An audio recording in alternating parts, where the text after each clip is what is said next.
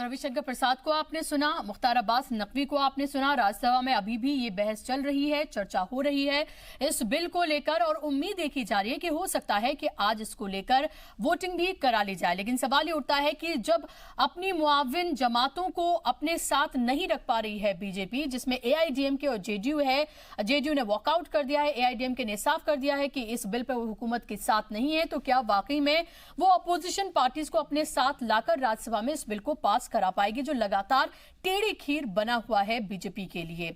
इस पर बात करने के लिए मेरे साथ खास मेहमानों का पैनल जुड़ गया। इनका तारुफ मैं आपसे कराना चाहूंगी। मेरे साथ माधवी अग्रवाल हैं, लीडर हैं, बीजेपी की स्पोक्सपर्सन है, मेरे साथ जुड़ गई हैं। इसी के साथ ही डॉक्टर फिरदौस अजमत सिद्दीकी साहिबा हैं, एसोसिएट प्रोफेसर हैं जामिया मिलिया इस्लामिया में, मेरे साथ जुड़ गई हैं। प्रज्ञा भूषण हैं, सुप्रीम कोर्ट की एडवोकेट है, मेरे साथ स्टूडियो में मौजूद हैं। सैयद जरीन हैं, सोशल एक्टिविस्ट हैं, लखनऊ स्टूडियो से मेरे साथ जुड़ गई हैं। अब्दुल मुईद अजहरी साहब हैं, इस्लामिक स्कॉलर के तौर पर मेरे साथ जुड़ गए हैं। और मुफ्ती शमून कासमी साहब मुस्लिम एक्सपर्ट के तौर पर मेरे साथ स्टूडियो में मौजूद हैं। आप तमाम मेहमानों का बहुत बहुत इस्तकबाल है। बहुत अहम मौजू पर राज्यसभा में अभी बहस जारी है। माधवी जी, शुरुआत में आपसे करना चाहूंगी, जब आपके साथ जो पार्टियां मौजूद हैं, जो एनडीए के साथ ही एआईडीएमके, जेडीयू, जब वो आपके साथ मौजूद नहीं है, तो मुझे ये बताइए कि आप दूसरी पार्टियों को, जो अपोजिशन पार्टीज हैं, जो पहले से ही इसकी मुखालफत कर रही हैं, उनको कैसे आप अपने साथ लेकर आएंगे इस बिल पर? खिलाफत में खड़े हो रहे हैं, लेकिन ये बहुत ही अहम विषय है। जो भी ऐसा कर रहे हैं वो बिल्कुल जनता की नजर में और देश के उन औरतों की नजर में जिनके साथ इतने सालों बरसों से अन्याय होता रहा है, उनकी नजर में बहुत बड़े गुनहगार हैं। और मुझे बड़ा अफसोस हो रहा था, मैं अभी गुलाम नबी आजाद को सुन रही थी, जो कि जिस तरीके से भाषण दे रहे थे, मुझे बड़ा अफसोस हो रहा था कि वो मुस्लिम है, लेकिन किस तरीके के उन्होंने बातों को रखा इसके सामने, फांसी की सजा और कत्ल, सब चीजों को उन्होंने इंक्लूड कर दिया। उन्होंने बिल्कुल ये नहीं देखा कि उन्हीं के समुदाय की महिलाएं जो इतने सालों से प्रताड़ित होती रही और जिनको रातों रात घर के बाहर निकाल के कूड़े की तरफ फेंक दिया जाता रहा, उनकी वकालत ना करते हुए गुलाम नबी आजाद जो है वो उन लोगों की वकालत कर रहे थे जो कि तलाक और 3 तलाक के साथ में। जी, आपके साथ तो जेडीयू और एआईडीएमके भी नहीं है, उनसे तो कम से कम आप रजामंदी उनसे तो करवा ली होती, उनको तो आपने बताया होता। और अगर आप ही के साथ जो पार्टियां मौजूद हैं, जो एनडीए का हिस्सा हैं, अगर वही इस बिल की मुखालफत कर रही हैं, तो फिर आप बताइए कि उनसे वो किस तरह से फिर आपके साथ हैं और फिर किस तरह से आप दूसरी पार्टियों को कटघरे में खड़ा करेंगे? जैसा कि मैंने अभी आपसे कहा कि देखिए, ये जो इस तरीके की जो राजनीतिक प्रोपेगेंडा करके, भले ही वो साथ में है हमारे, लेकिन राजनीतिक प्रोपेगेंडा करके कहीं ना कहीं मुस्लिम तुष्टीकरण की राजनीति कर रहे हैं और अपने आगे के एजेंडे को सेट करने की कोशिश में लगे हुए हैं कुछ वोट के लिए। वो बिल्कुल ये बात भूल रहे हैं कि उनके अंदर में एक इंसानियत भी होनी चाहिए। सारी राजनीतिक दलों की और राजनीतिक नीतियों के अलावा जो एक उससे भी स्तर जरूरी होता है, वो मानवता का स्तर बहुत जरूरी होता है। लेकिन मुझे लगता है कि कहीं ना कहीं मानवता जो है उनके अंदर में मर रही है। यही कारण है कि वो राजनीतिक एजेंडे को ज्यादा फोकस कर रहे हैं, ना कि वो मानवता को देख रहे हैं। जिन 21 देशों में पूरी तरीके से बैन होने के बाद भी आज भारतवर्ष इतने वर्षों से, चाहे 85 से इसका युद्ध लड़ाई शुरू हुई थी, लेकिन आज तक उस पर कोई एक अमल, आज तक कोई कानून बन नहीं सका। मुझे अफसोस है कि भारत इतने दिन तक पिछड़ता चला गया। ऐसे कानून के लिए कहा मुस्लिम देशों में भी इस पर रोक लगाई गई है। तो ये जो है, ये एक तरीके से केवल राजनीतिक एजेंडे को सेट करने की कोशिश कर। जरीन भी मेरे साथ लखनऊ से बनी हुई है, जरीन सोशल एक्टिविस्ट हैं। जरीन, मुझे बताइए कि सुप्रीम कोर्ट ने इसे नल एंड वॉइड करार दे दिया, यानी कि अगर एक बार में कोई भी मुस्लिम मर्द अगर तलाक कह के तलाक देता है तो वो माना ही नहीं जाएगा, वो इलीगल पहले ही हो गया। उसके बावजूद भी सरकार बिल लेकर आ रही है, कानून बना रही है ताकि इसको और ज्यादा सख्त किया जा सके। इसके बावजूद भी हम ये देख रहे हैं जरीन के लगातार इस तरह के मामले सामने आ रहे हैं। खुदा का खौफ तो है ही नहीं, क्योंकि खुदा का खौफ होता तो ऐसी हरकतें ही नहीं करते। कुरान और इस्लाम को जानते ही नहीं है, क्योंकि अगर उसको जानते तो भी इस तरह की हरकत नहीं करते। अब कानून का और हुकूमत का किसी का भी डर नहीं है, तो डर पे कैसे होगा? देखिए, ये एक अच्छा कदम रहा कि जो है इसमें एक कानून बनाया जा रहा है, जैसे कि इसको क्रिमिनलाइजेशन करने की बात करी जा रही है कि भाई इसको एक आपराधिक, एक दंडनीय अपराध रखा गया है। देखिए, थोड़ा सा मेरा इसमें इख्तिलाफ है कि जब पति जेल चला जाएगा तो उस महिला का क्या होगा, उसकी मेंटेनेंस का क्या होगा, उसके बच्चों का क्या होगा, थोड़ा सा इख्तिलाफ है। मेरे ये समझ में नहीं आ रहा है। अच्छा जरीन, मुझे बताइए कि अगर तलाक दे दी उसने, अगर तलाक दे दी तो उसके बाद मुझे बताइए फिर उसके बच्चों का और उस बीवी का फिर क्या होगा? यहाँ तो मेंटेनेंस तो सेकेंडरी चीज हो गई। आप मुझे बताइए, जब उसने एक बार तलाक दे दी उसने ये माना ही नहीं कि उसका हिस्सा है। सुप्रीम कोर्ट ने कह दिया, मेरा देखिए एक छोटा सा इख्तिलाफ, मेरा छोटा सा है कि जब सुप्रीम कोर्ट ने कह दिया कि 3 बार कहें, चाहे 100 बार कहें, चाहे 1000 बार कह दे, तलाक हुई ही नहीं, वो जाकर उसको उस घर से कोई निकाल नहीं सकता है, वो उसी घर में बनी रहेंगी, उनको उस परिवार से, उस घर से, उस रिश्ते से कोई नहीं निकाल रहा है। लेकिन अगर आप इसको देखिए, अगर मैं 2 बात कह रही हूँ, अगर आप इसको दंडनीय कर रहे हैं, चलिए कर दीजिए आप, लेकिन आप सक्षम हैं, आप पावर में हैं, कम से कम इतनी जिम्मेदारी तो ले लीजिए कि जब तक ये पूरा मसला सॉल्व नहीं होता तब तक आप उन बच्चों का, उस महिला का आप जिम्मेदारी ले लें कि जब तक ये मसला सॉल्व नहीं होता है तब तक उस महिला और उसके बच्चों की जिम्मेदारी सरकार ले ले, उसके बाद सॉल्व करा दे मैटर को। तो अगर मुस्लिम खवातीन के लिए ऐसे होता है तो फिर दूसरे मज़ाहिब की जो खवातीन हैं वो भी फिर यही कहेंगी, फिर वो भी यही कहेंगी, क्योंकि अगर दूसरे मजहब बात करें तो वहाँ 1 साल ही सही, लेकिन सजा वहाँ पर भी है। देखिए हिंदू, देखिए मुझे बिल्कुल, देखिए ये चीज तो सरकार को सोचनी है ना कि वो एक ऐसा कानून बना करके लाए, थोड़ा सा इसमें बदल कर दे, थोड़ा सा इसको रिकंसिलिएशन उसमें कर दे कि चलो भाई थोड़ा सा तो इसमें कुछ गुंजाइश रखी जाए। आप उसी शक्ल में कानून लाना चाह रहे हैं जो आपने स्टार्ट करा था। इतने इख्तिलाफ मुसलमान महिलाएं भी कर रही हैं, एक्टिविस्ट भी कर रही हैं, तो थोड़ा सा तो आप इसमें चेंज कर दें। लेकिन आप थोड़ा सा चेंज हुआ है इसमें, थोड़ा सा इसमें चेंज हुआ है जरीन, और मेरे साथ खुद एडवोकेट हैं सुप्रीम कोर्ट की मेरे साथ मौजूद हैं, लगातार इस मुद्दे पर वो बात अपनी रखती रही हैं। प्रज्ञा जी, आप ये बताइए, चेंजेस तो हुए हैं, अमेंडमेंट हुआ है, तभी उसके बाद लोकसभा में इसको फिर से पेश किया गया, और उसको जो एतराजात थे, मैं ये नहीं कहूंगी कि तमाम, लेकिन कुछ को जरूर माना गया है, लेकिन अभी भी जो मोटे तौर पर एक तो क्रिमिनलाइजेशन का, दूसरा मेंटेनेंस का, तीसरा सजा का, ये तीनों चीजें अभी भी उसी तरह से बरकरार हैं। और अभी भी ये भी है कि अगर उसको अगर बेल लेनी है, अगर उस मर्द को अगर बेल लेनी है तो अभी भी वो लेडी की इजाजत होगी और मजिस्ट्रेट तभी इस बात को आगे बढ़ाएंगे। बिल्कुल बुशरा, और शायद ये मेरे ख्याल से अच्छे चेंजेस हैं, बिकॉज अगर हम जनवरी 2018 से देखें, यानी कि पिछले 1.5 साल के दौरान जब से 3 तलाक का मामला चल रहा है सुप्रीम कोर्ट से, तो 574 केसेस सुप्रीम कोर्ट ऑर्डर के बाद भी 3 तलाक के सामने आ चुके हैं, और 345 केसेस तो तब आए हैं जब ये, मतलब स्पेसिफिकली अगर हम जनवरी से देखें तो 574 केसेस हैं, और 345 केसेस सुप्रीम कोर्ट के स्पेसिफिक ऑर्डर्स के बाद आ चुके हैं सामने, जब ये कहा गया कि ये नल एंड वॉइड है।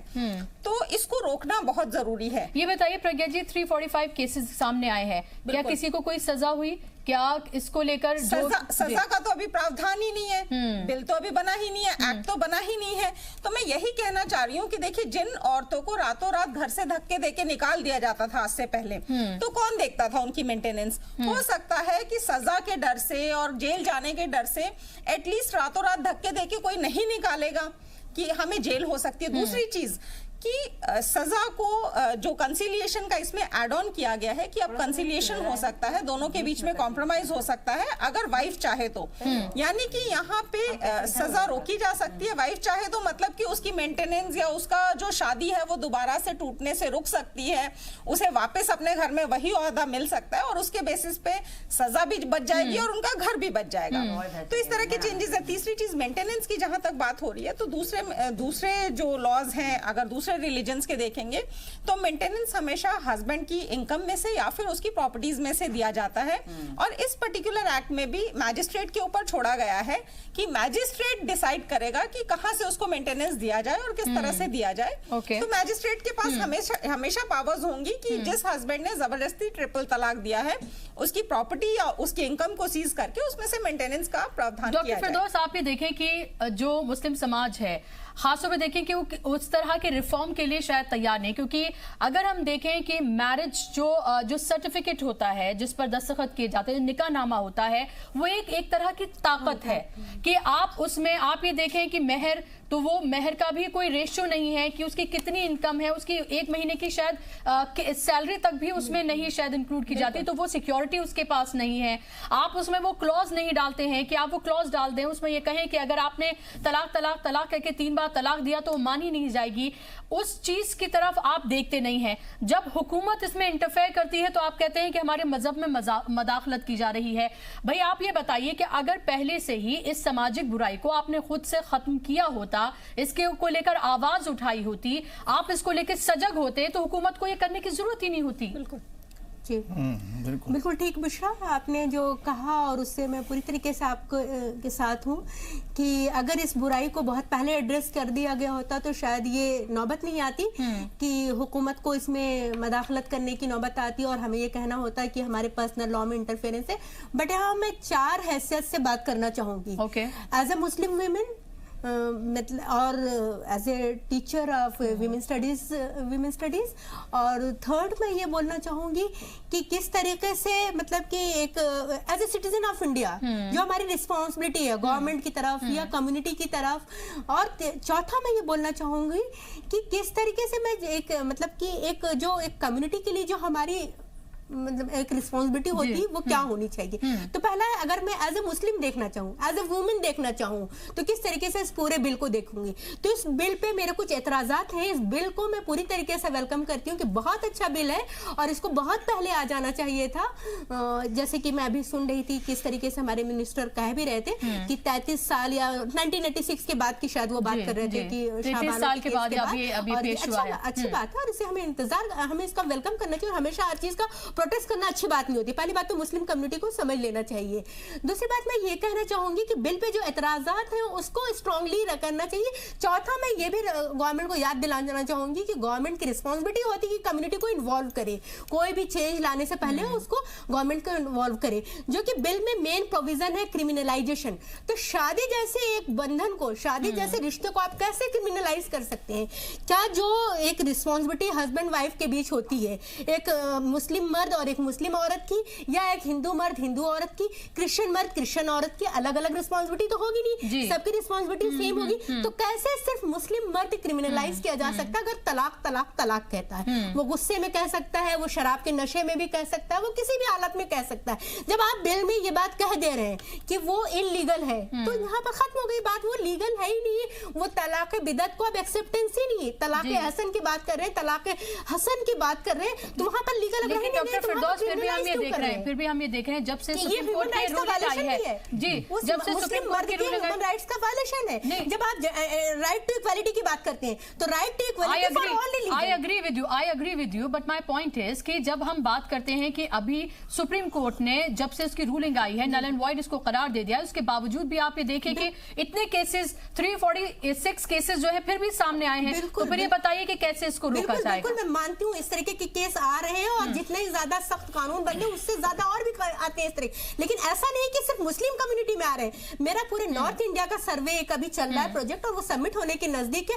गैर मुस्लिम की मैं बात बता रही हूँ कि 22 साल से एक लड़की छोड़ दी गई है सेपरेशन के नाम पर। डिजर्ट हस्बैंड कभी इस कोर्ट में तारीख नहीं लगाता है, ना वो डिवोर्स है ना डिजर्टेड में आती है। वो 22 साल से इंतजार कर रही है अपनी 21 साल की बच्ची के साथ, उसको पूछने वाला कोई नहीं। दूसरा केस मैं बता रही हूँ 12 साल से एक मुस्लिम औरत छोड़ दी गई है और उसको पूछने वाला कोई नहीं है, ना उसका डिवोर्स है ना वो किस कैटेगरी में रखे जाएंगे। उनको एक जगह एक रिलीजन को आप कह रहे हैं अप टू 1 मंथ का क्रिमिनल, अगर वो लॉ को वायलेट करते हैं तो वहाँ अप टू 1 मंथ और सिर्फ आप कर सकते हैं फाइन आप जो लगा रहे हैं, फाइन सिर्फ शायद 1000 या 2000 रुपए की, और यहाँ पर आप 3 साल बहुत बड़ा वक्फा होता है और 3 साल आप कैसे उम्मीद करते हैं कि 3 साल जेल के आने के बाद उनके रिश्ते, जैसे कि लोग उठा रहे हैं, मुस्लिम कम्युनिटी इस बात को उठा रही कि कैसे आप एक्सपेक्ट करते हैं हस्बैंड से कि 3 साल वो सजा काट कर आएगा और वो अपने रिश्ते, अगर हस्बैंड रिश्ते के लिए तैयार है तो सजा ही नहीं होगी मैडम, वो शांति से घर जा सकता है और अपने रिश्ते को कंटिन्यू कर सकता है। शादी सजा ही उसे करने के लिए तैयार है ही नहीं। जो जिद पे अड़ा है कि मुझे तो शादी कंटिन्यू नहीं करनी है क्योंकि मैं ट्रिपल तलाक बिद्दत दे चुका हूँ, अगर जो चीज इनवैलिड है इलीगल है और उस पे वो अड़ा रहता है और उसके बेसिस पे अपनी बीवी को घर से बाहर निकालता है तो उसको सजा मिलनी ही चाहिए। तो 3 साल दशकों तक सदियों तक सिर्फ मुस्लिम महिलाओं की प्रताड़ना होती रही। ये भी आप देखें कि 3 years is maximum. First of all 3 years है मैक्सिमम। हाँ, अब 3 इयर्स है ना मैक्सिमम है कि जरूरी नहीं हर केस में 3 साल हो। और दूसरी बात उससे पहले मीडिएशन किया जाएगा। दूसरी बात उससे पहले मीडिएशन कराया जाएगा, दोनों पार्टीज को आपस में बिठाया जाएगा। आप ये देखिए कि इस्लाम भी तो यही कहता है कि अगर आपने तलाक आपने 3 बार दी तो मानी तो वो एक ही बार जाएगी और फिर उसके बाद वक्त दिया जाता है, फिर दोबारा आपने दी, फिर तिबारा आपने, तब जाके वो माना जाता है। हस्बैंड अपने पास रखने के लिए तैयार नहीं होगा, उस ट्रिपल तलाक को ही वैलिड माना जाएगा, उसको जेल होगी। मेरी बात ये समझिए कि जब 3 तलाक उसका हुआ ही नहीं है, 3 तलाक हुआ नहीं है और उसको कोर्ट उसको फोर्स करे कि भाई तुम्हारा ये तलाक नहीं है, अब तुम्हें एक सर्टेन पीरियड तक इंतजार करना, उसके बावजूद एक बात समझिए, चाइल्ड मैरिज हमारे यहाँ बैन है, चाइल्ड मैरिज भारत में बैन है, लेकिन जो लोग बच्चों की जबरदस्ती शादी कराते हैं उनको जेल होती है ना। कि तलाक एक बार में कहने में तो इस्लाम में मैं ये कह रही हूँ वो तलाक माना ही नहीं गया, यही मैं कह रही हूँ, वो तलाक माना ही नहीं गया तो कोर्ट उसको ये बोले कि वो तलाक माना नहीं गया और आपका एक सर्टेन पीरियड के बाद फिर अगर उसके बावजूद वो नहीं रिकंसाइल कर, तो मेरा तो मानना है कि भाई ऐसे तो शादी तो हमेशा से चलिए ठीक है। दोनों मर्द हजरात जो है उन्होंने लगभग आधे घंटे चुप बैठकर इसको सुना है और तमाम यहाँ पर विमेन जो है इस पैनल में शामिल हैं।